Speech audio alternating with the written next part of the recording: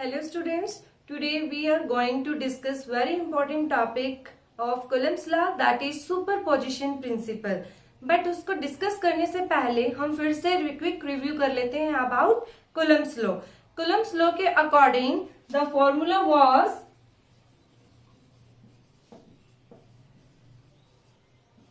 force of interaction between two point charges is directly proportional to the product of magnitude of two charges and is inversely proportional to the square of distance between them. So that is equal to 1 by 4 pi epsilon naught q1 q2 upon r square. That was the Coulomb's law. इसके कुछ limitations भी थी Coulomb's law की. First limitation, that law is applicable only for point charges and second for static charges or charges at rest. और ये जो force हैं ये सिर्फ वैलिड होंगे up to 10⁻⁻15 metre to 10⁻18 metre. अगर हम बात करते हैं 10⁻⁻15 मीटर की तो ये Coulomb's law वहां वैलिड नहीं होते. तो अब हम डिस्कस करने जा रहे हैं कि Coulomb's law जो होगा वो पोजीशन वेक्टर की फॉर्म में हम कैसे रिप्रेजेंट करेंगे.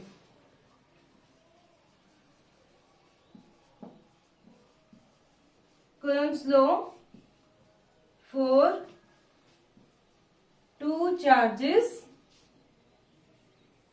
in terms of position vectors. तो यहां पे हम डायरेक्शन के साथ बात करेंगे. पहले हम इंटरेक्शन देखेंगे टू चार्जेस के बीच में, देन हम देखेंगे नन नंबर ऑफ चार्जेस के बीच में. तो first of all I consider this origin. Now take two charges here q1 and q2 and from origin this is position vector r1. यहाँ फर्स्ट चार्ज है तो यहाँ पे हम पोजीशन वेक्टर क्या लेंगे, r1 लेंगे. And here that is r2. So for simplicity we consider these two both charges of same nature. तो मैं इसको पॉजिटिव नेचर का कंसिडर कर लेती हूँ. q1 and q2 both are of positive nature. So the force of interaction between two charges that will be repulsive in nature. दोनों एक दूसरे को क्या करेंगे, रिपेल करेंगे. So force on this charge q1 that is F12 means force on this charge q1 due to this second charge. And if I take force of this q2 charge, that will be F21 force on second charge due to first charge. Now represent the position vectors. और हम पहले ही पढ़ चुके हैं कि जो Columbian forces हैं that are central forces. It means ये एक लाइन के along एक्ट करेंगे. So this is R12 cap. That is the position vector from first to second, and that is R21 that represent the direction of both forces. So again, according to Coulomb's law, first write down the force on this q1 charge. Force on q1 charge due to q2. So as we know F12 से इसको हम represent करेंगे. And according to Coulomb's law we can write this q1 q2. now this is F12 and इस force को कौन represent कर रहा है, दिस इज R21. यहाँ पे आपने दो पोजीशन वेक्टर लिए, ये इसकी डायरेक्शन होगी और इसकी ये वाली डायरेक्शन होगी. अगर हम ट्रायंगल ऑफ वेक्टर एडिशन को देखते हैं इनके रिजल्टेंट के लिए, तो हम क्या करेंगे, यहाँ पे एक वेक्टर ड्रॉ करेंगे. then according to that, if I represent this from first to second, that will be R12, that will be R12. तो R12 का आप क्या लिख सकते हैं? R2 minus R1. Clear? So here we write this R21. This is the direction of this force. And इसका हम क्या करेंगे? Square according to formula. And to represent direction we use unit vector. Okay, say this is equation first. Again we can write this unit vector R21 and magnitude of this. Again we can write this R1 minus R2. Now change करिए equation first में. We have 1 by 4 pi epsilon naught Q1 Q2 and change this one, and इसको change करने के लिए हम use करेंगे here R1 minus R2, and that is the mod and square, and this unit vector according to this R21 and R21 mod. Further we can write this in term of R1 minus R2, 1 by 4 pi epsilon naught Q1 Q2, and again if I write this R1 minus R2, here it is square and here this is power 1, so after combining we have R1 minus R2, that is Q, and that is right like R1 minus R2. So that is the force acting on first charge due to second charge. That is the equation 1 by 4 pi epsilon naught Q1 Q2 upon R1 minus R2 mod cube, and that is R1 minus R2. Say this is equation second. Similarly, we can write for force F21 same equation 4 pi epsilon naught Q1 Q2, and here R2 minus R1 mod, this is cube, and R2 minus R1. So equation second and equation third represent two forces F12 and F21 in terms of their position vectors. तो यहाँ पे हमने बात की two charges की. अगर दो से ज्यादा चार्ज होंगे तो उनके बीच में फोर्स ऑफ इंटरेक्शन क्या होगा, तो उसको सॉल्व करने के लिए हम यूज करते हैं सुपरपोजिशन प्रिंसिपल का, and that is very important topic CBSE exams के लिए भी as well as for competitive exams. तो इस टॉपिक को बहुत ध्यान से पढ़िए. That is superposition principle. अब हम यहाँ पे बात करेंगे n नंबर ऑफ चार्जेस के लिए. तो उसके लिए पहले समझिए डायग्राम को. सो दिस इज XY एक्सिस. यहाँ पे कंसीडर करेंगे एक charge, represent that charges Q not and Q1 Q2 and so on up to Qn charge. For that consider n number of charges. आपने n number of charges को consider किया. Now from origin their position vector, इसका position vector क्या होगा? R naught.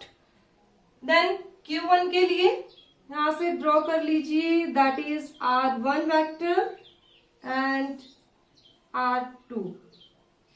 So if I take more charges Q3, Q4, then according to that R3 and so on respectively. So हमने यहाँ पे consider किया है n नंबर ऑफ चार्जेस को having position vectors. ठीक है, तो if I right this Q1, Q2, then having position vector R1, R2 respectively.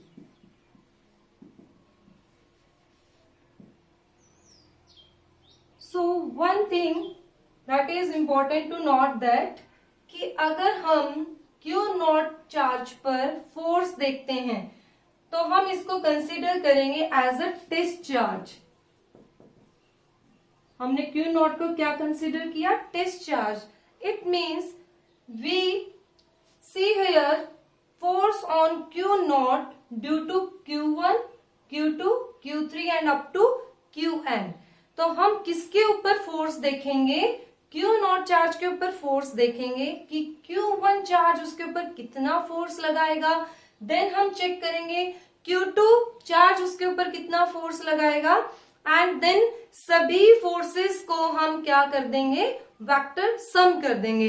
As we know force is a vector quantity. तो सभी फोर्सेस का आप क्या करेंगे? वेक्टर सम करेंगे. So this principle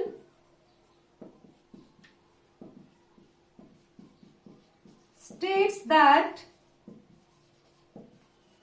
if n number of charges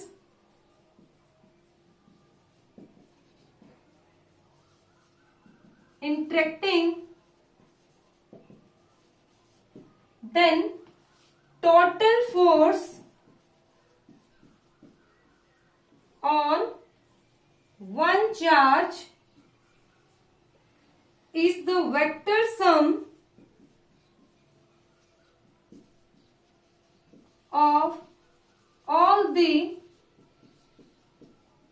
forces acting on it due to all charges present in its surroundings.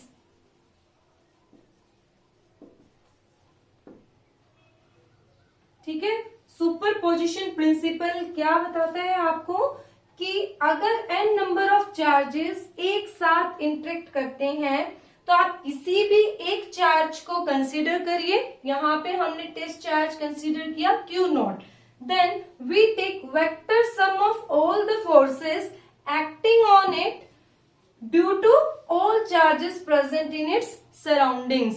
तो हम सिर्फ एट ए टाइम दो चार्जेस के इंटरेक्शन को कंसीडर करेंगे एंड बाकी चार्जेस को इग्नोर कर देंगे, नेग्लेक्ट कर देंगे. अब यहाँ पे अगर हम दो चार्जेस के बीच का इंटरेक्शन लेते हैं तो इनके बीच में जो फोर्स ऑफ अट्रैक्शन या रिपल्शन होगा वो बाकी चार्जेस की वजह से डिस्टर्ब नहीं होगा या उसका मैग्नीट्यूड के ऊपर कोई इफेक्ट नहीं होगा. Similarly if we take Q0 and Q2 charge interaction, तो यहाँ पर सिर्फ इन दोनों को ही हम कंसीडर करेंगे. इनके बीच का जो फोर्स होगा वो बाकी चार्ज की प्रेजेंस से इफेक्ट नहीं होगा. That is the principle of superposition. ठीक है, that is the diagram about this.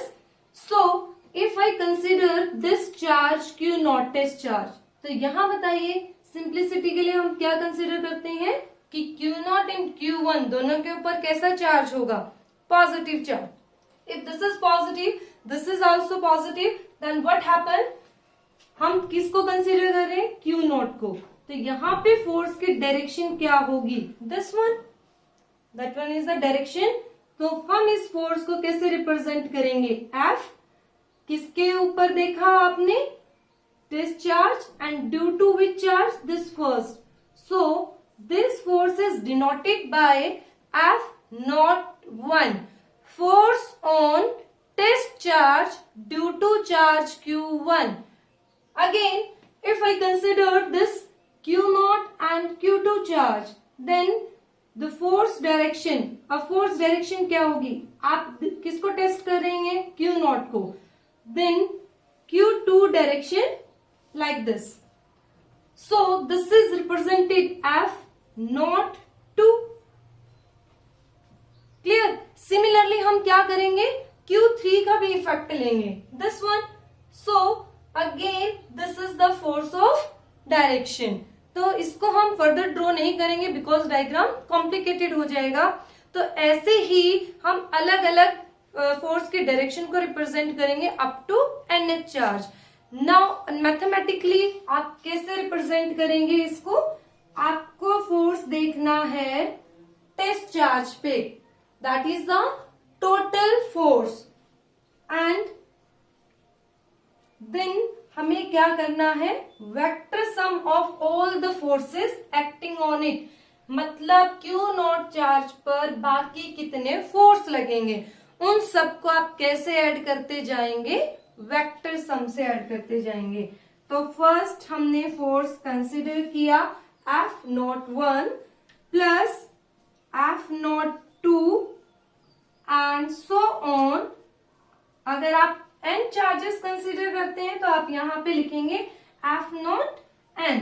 अगर डायग्राम में 3 लिखे हैं तो आप कितने फोर्स को ऐड करेंगे, 3 फोर्स तक। सो general formula of principal of superposition is that, so note this formula. Okay, now calculate F01. Again we applying here Coulomb's law, and according to that Coulomb's law we use 1 by 4 pi epsilon naught, and two charges are Q naught and second charge is Q1. and जैसा आपने previous derivation में देखा कि हम position vector के terms में कैसे represent करते हैं फोर्स को, तो मैं वहीं से डायरेक्ट इसको यूज कर रही हूँ।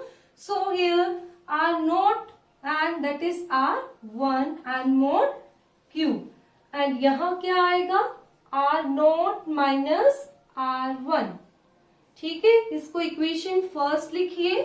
सिमिलरली आप कैलकुलेट कर सकते हैं फॉर F02 के लिए 1 by 4 pi epsilon naught, and here two charges are Q naught and Q2, and again this is similar, R naught minus R2. Say this equation second.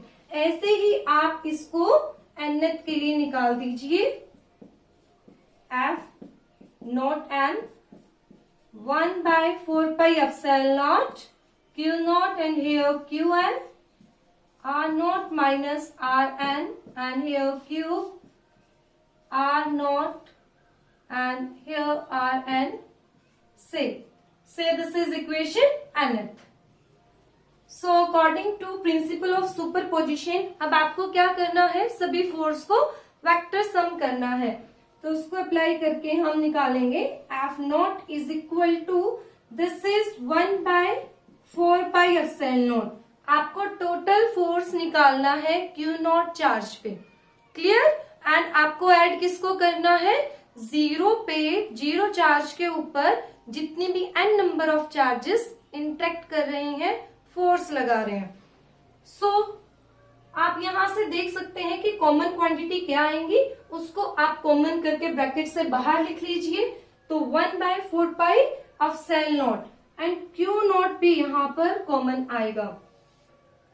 अब देखिए यहाँ क्या बचा, Q1 and here R naught minus R1 and R naught minus R1 plus second equation में देखिए क्या आएगा, Q2 R naught minus R2 cube R naught minus R2, ठीक है। And up to Qn, and this is R naught minus Rn cube and R naught minus Rn। आपने सभी का vector sum कर दिया है। अब यहाँ देखिए जितनी भी चार्जेस हैं, आपने पढ़ा था quantization of electric charge. According to that all charges are discrete here, and discrete quantity को जब आप ऐड करते हैं वी यूज समेशन, तो इसको समेशन की फॉर्म में आप कैसे लिखेंगे, F not that is Q not 4 pi epsilon not. So here आपको देखना है कौन सी क्वांटिटी चेंज हो रही है। तो यहां देखिए Q1, Q2, नेक्स्ट टर्म क्या आएगी Q3 and up to Q1। तो यहाँ पे डिस्क्रीट चार्जेस हैं, तो हम इसको क्या लिख सकते हैं, इसका इंडेक्स लिखिए, ये 1 से स्टार्ट हुआ and up to and that is the index. So here this is QI and देखिए R नोट सेम है, चेंज क्या हो रहा है, this is R1, R2 and this, तो इसको हम कैसे लिखेंगे, R note minus RI and that is Q। अब कौन सी क्वांटिटी यहां पे रह गई है, दिस वन, तो इसको आप कैसे लिखेंगे, R नोट माइनस RI। तो अगर आप यहाँ पे 1 से लेके n तक पुट करेंगे आपको सेम इक्वेशन मिलेगी जो हमने यहां लिखी थी। सो that is the derivation of principal of superposition. तो इसके न्यूमेरिकल हम इसी बेसिस पे सॉल्व करेंगे। Okay, here I take NCERT problem. Here consider 3 charges Q1, Q2, Q3 each equal to Q at the vertices of an equilateral triangle of side L. What is the force on charge Q placed at the centroid of the triangle? जब भी आपको ये problem solve करनी है, first of all you have to make diagram based on this problems. तो जैसे आपको statement given है उसी के अकॉर्डिंग आप पहले डायग्राम ड्रॉ करिए, देन आप प्रॉब्लम को अप्रोच करिए। तो सबसे पहले गिवन है आपको कि इक्विलेटरल ट्रायंगल है,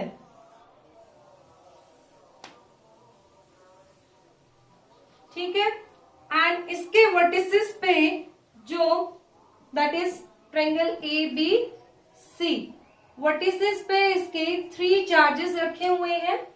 तो हमने वर्टेक्स A पे कंसीडर किया Q1 and here Q2 charge and here Q3 charge, and also given Q1, Q2 and Q3 charge equal to 10।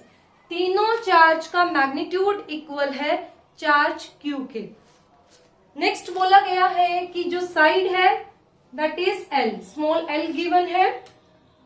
अब आपको निकालना है कि फोर्स ऑन चार्ज Q क्या होगा जो सेंट्रॉइड ऑफ द ट्रायंगल पर प्रेजेंट है। तो as you know centroid of triangle क्या होगा, जहां सभी मीडियंस क्या करेंगे, इंटरसेक्ट करेंगे। तो उस सेंट्रॉइड पे क्या रखा हुआ है, चार्ज Q रखा हुआ है। अब आपको निकालना है force on this charge Q due to this 3 charges present on the vertices of triangle. तो चलिए इसको सॉल्व करते हैं। सबसे पहले आपको फोर्स का मैग्नीट्यूड पता होना चाहिए, और वो हम किससे कैलकुलेट करेंगे, कूलम्ब्स लॉ को अप्लाई करेंगे। देन आपको डायरेक्शन पता होना चाहिए कि फोर्स का यहाँ पे क्या डायरेक्शन होंगे। आप जब इंडिविजुअल फोर्स कैलकुलेट करेंगे then applying principle of superposition to calculate the total charge present on the centroid of the triangle. So here this charge is positive, positive given है, ये भी positive है, and this charge is also positive. So first I consider this one, force on this Q due to this Q1 charge। ठीक है, इतनी बड़ी डिनोशन करने से पहले, डिनोट करने से इसको सिंपल आप F1 कंसिडर कर लीजिए। Then due to this Q2 कितना फोर्स अप्लाई होगा, अगर हम यहां निकाल रहे हैं तो आप डायरेक्शन ऐसे शो करेंगे एंड इसको रिप्रेजेंट करिए F2 से। सिमिलरली आप Q3 कैलकुलेट करिए। सो दैट इज फोर्स F3 इस सेंट्रॉइड को आप डिनोट कर लीजिए कैपिटल O से. So here this distance AO, BO and CO, ये तीनों ही डिस्टेंस क्या होंगे, इक्वल होंगे. एंड प्रॉब्लम को इजी करने के लिए आप सभी डिस्टेंसेस को कंसीडर कर लिए, that is equal to R.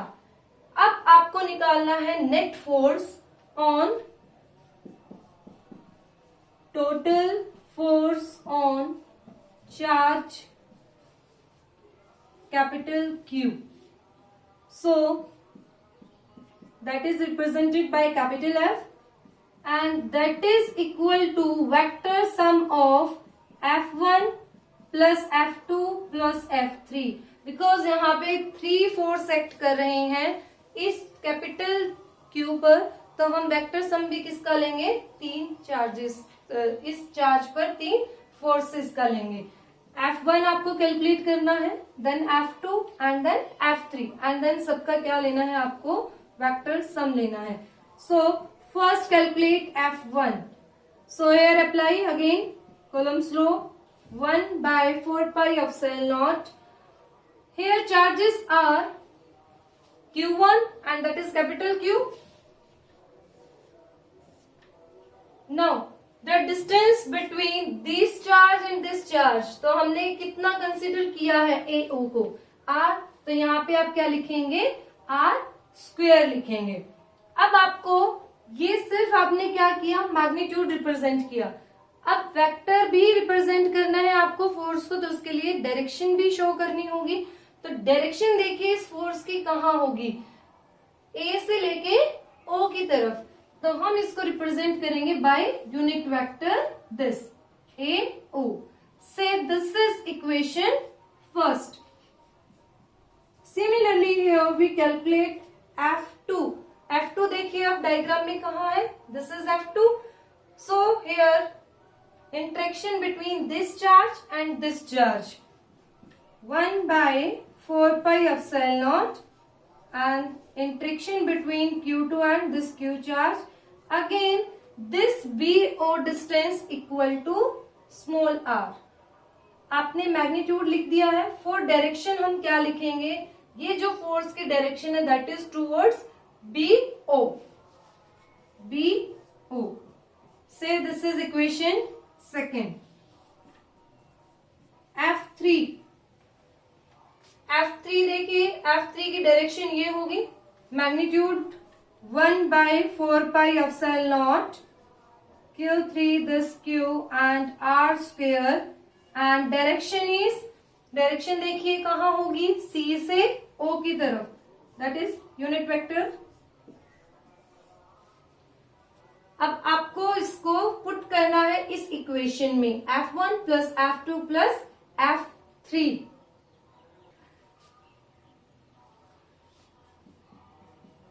So F equal to this, all are common. So 1/4πε0 Q1, Q2 and Q3, that's all are equal to small q. तो ये भी कॉमन आ जाएगा, and this Q also common, and this is R square. Bracket में देखिए क्या आएगा, AO unit vector plus BO unit vector plus CO unit vector. अब आप इस प्रॉब्लम को फर्दर 2 मेथड से सॉल्व कर सकते हैं. फर्स्ट मेथड हम यूज करेंगे, यहां पर देखिए 2 फोर्स की डायरेक्शन कहाँ है, this is F2 and this is F3. आपने वेक्टर में प्रॉपर्टी में पढ़ा था, जब आपके 2 वेक्टर एक ही पॉइंट से ऑरिजिनेट हो रहे हैं तो आपको रिजल्टेंट निकालने की जरूरत होगी. Then resultant of F2 and F3 force in this direction, इसको आप रिप्रेजेंट कर लीजिए Fn से. Now this is Fn and that is F1. तो अगर आप इनको देखेंगे सॉल्व करके, magnitude of this Fn and this F1 will be equal. Equal क्यों होगा, because this Q and this Q is same in F2 and F3, and next point is R, R भी दोनों में क्या होगा, सेम होगा। तो ये आप Fn कैलकुलेट करेंगे एंड देन F1, तो यहां से आप देखेंगे मैग्नीट्यूड इक्वल आया बट डायरेक्शन क्या होगी, this is up and this is down direction, so cancel each other, so net force here on this O is 0. That is the first method to calculate net force on this Q. Second method, अगर आप AO and BO and CO अगर आप इस pair का सम लेते हैं तो यहाँ पर क्या होगा, इनके बीच का एंगल 120 डिग्री होगा। एंड आपने स्टडी किया था अबाउट साइक्लिक वेक्टर्स, तो साइक्लिक वेक्टर्स बनेंगे ये this F1, F2 and F3 and cyclic vectors में क्या होगा, उनका सम इक्वल टू 0 हो जाएगा। तो आप दोनों मेथड से इसको सॉल्व कर सकते हैं। So by solving this part we have total force acting on this charge Q is equal to 0. Total force acting on charge capital Q is equal to 0. That is the solution of this problem.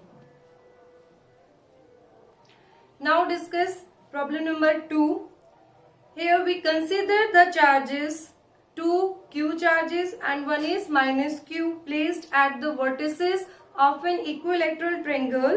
What is the force on each charge?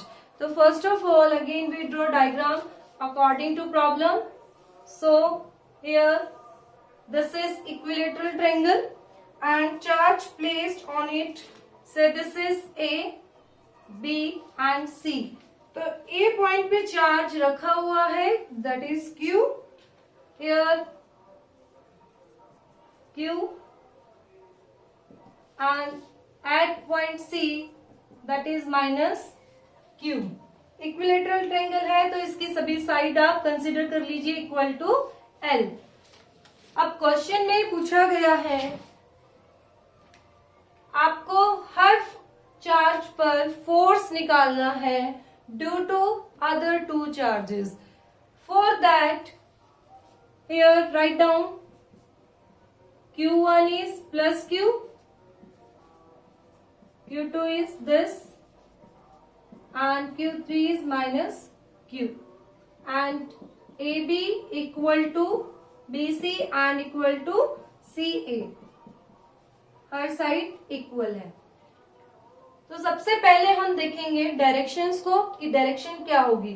First of all calculate force on charge Q at point A। सबसे पहले हम A point पे देखेंगे कि net force कितना लगेगा। सो this is plus Q, this is also plus Q, तो दोनों के बीच में क्या होगी, रिपल्शन होगी।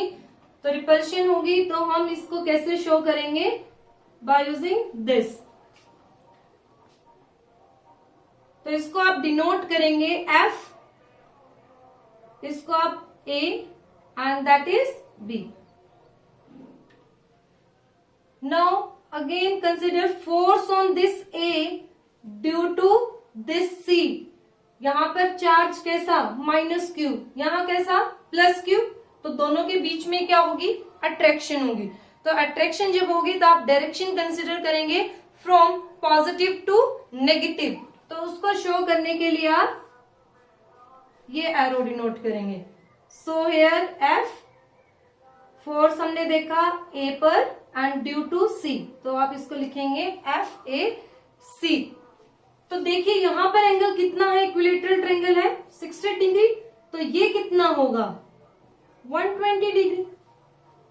Clear. If two forces are there, अगर आपको उनका रिजल्टेंट कैलकुलेट करना है तो रिजल्टेंट कैलकुलेट आप करेंगे तो कहां आएगा, somewhere. So consider this F1, that is the resultant of these two forces. So to calculate this, first FAB, सबसे पहले क्या कौन सा फोर्स निकालेंगे आप? FAB. Again apply Coulomb's law, 1/4πε0. दो चार्जेस आपने क्या लिए हैं? ए पर क्या प्रेजेंट है? Plus Q. बी पे क्या प्रेजेंट है? Plus Q. ठीक है, प्लस माइनस का यहाँ पर कोई भी डिफरेंस क्रिएट नहीं होगा, because according to Coulomb's law we always consider magnitude of that charges. We don't consider here sign, it is either positive और नेगेटिव, वो आप कंसिडर नहीं करेंगे. Always take magnitude of charges and distance between them A and this B. कितना distance है? L square. अब बात आती है डायरेक्शन की, तो डायरेक्शन देखिए कहाँ आई है FAB की? दिस B से A की तरफ, तो ये होगा डायरेक्शन. आप डायरेक्शन इसका डिनोट कर दीजिए, that is along BA. Now calculate this FAC. 1/4πε0. ए के ऊपर चार्ज कैसा? Plus Q. ठीक है, सी के ऊपर कैसा चार्ज? Minus Q. बट हमें क्या कंसिडर करना है? मैग्नीट्यूड, तो उसको भी आप क्या लेंगे? क्यू लेंगे. And again distance between A and C is L square. And now represent direction, that is along A से C. Clear? These are the two forces FAB and FAC. आपको निकालना क्या है? रिजल्टेंट. तो रिजल्टेंट के लिए क्या फॉर्मूला पढ़ा आपने? वेक्टर चैप्टर में आप इसको पढ़ चुके हैं. सो that is FA square plus FB square plus 2FA FB cos theta. And theta कितना है यहाँ पर? Theta is 120 degree. बिटवीन, हमें हमेशा थीटा देखना होता है दो वेक्टर्स के बीच में. तो यहाँ पर दो फोर्सेस FAB एंड FAC के बीच में कितना एंगल होगा? 120 degree. So that is FAB square plus FAC square plus 2FAB and that is FAC. Okay, and cos 120 degree. तो यहां से आप देखिए FAB एंड FAC दोनों का मैग्नीट्यूड कैसा है? सेम है. तो अगर हम सिर्फ मैग्नीट्यूड यहां पे लेते हैं तो दोनों का मैग्नीट्यूड कैसा? इक्वल. तो आप इसको क्या कंसीडर कर लीजिए? Capital F, that is also equal to capital F. तो यहां से अगर आप F इसको पुट करते हैं तो प्रॉब्लम बहुत ही इजी हो जाएगी. तो इसका पुट करिए F square, that is also equal to F square. 2 इसको भी पुट करिए F, that is also equal to F square and cos 120 minus 1/2. सभी वैल्यूज को यहां पुट करिए. F स्क्वेयर, दिस 2 कैंसिल, तो यहां पर आंसर कितना आया? F. सिर्फ कितना बचेगा? F. ये हो जाएगा 2F स्क्वेयर, यहां से बचा बच्चे माइनस F स्क्वेयर. तो F स्क्वेयर बचा और बाहर क्या है? रूट है, तो दोनों कैंसिल हो गए. कितना आ गया? Just F. So that is the total force acting on this charge Q. Similarly आप निकाल सकते हैं B पे कितना आपका फोर्स एक्ट होगा due to this charge and this charge. और आपको कैलकुलेट करना है किसके लिए? C के लिए. That's your homework. इसको ट्राई करिए. नेक्स्ट वीडियो में हम इसको आगे प्रोसीड करेंगे and read about the topics electric field and it's important properties. Thank you.